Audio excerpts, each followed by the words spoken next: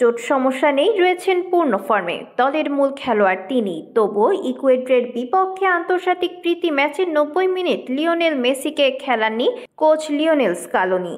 মূলত কোপা আমেরিকায় দলের অধিনায়ককে সম্পূর্ণ ফিট পাওয়াই উদ্দেশ্য আর্জেন্টাইন মাস্টার মাইন্ডের।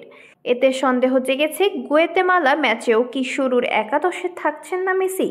কোচ স্কালোনি জানান, গুয়েতেমালা ম্যাচে স্টার্টিং 11-এ থাকছেন সুপারস্টার মেসি।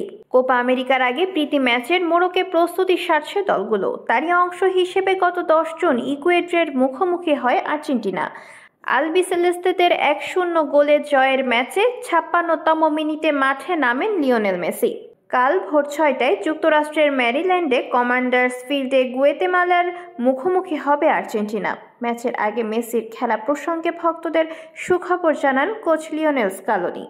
শুক্রবার সংবাদ সম্মেলনে তিনি বলেন, লিও ম্যাচের শুরু থেকেই খেলবে। আগের দিন সিদ্ধান্ত হয়েছিল যে সে কয়েক মিনিট খেলবে।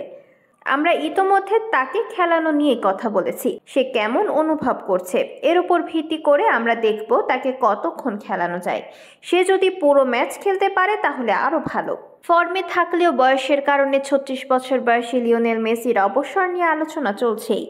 আজও সংবাদ সম্মেলনে মেসির রিটায়ারমেন্ট নিয়ে প্রশ্নের সম্মুখীন হন কোচ স্কালোনি। আর্জেন্টিনার বিশ্বকাপজয়ী ম্যানেজার বলেন, আমরা সবসময় তার কাছ থেকে একই জিনিস প্রত্যাশা করি। সে ফুটবল খেলুক, সতীর্থদের সঙ্গে মেলামেশা করুক এবং নিজের মতো থাকুক। মাঠের শেষ পর্যন্ত আমাদের যা দরকার তা হলো সে যেন স্বাচ্ছন্দ্য বোধ করে। আমরা যে দলকে মাঠে নামাচ্ছি তার সঙ্গে সে যেন স্বাচ্ছন্দ্য থাকে।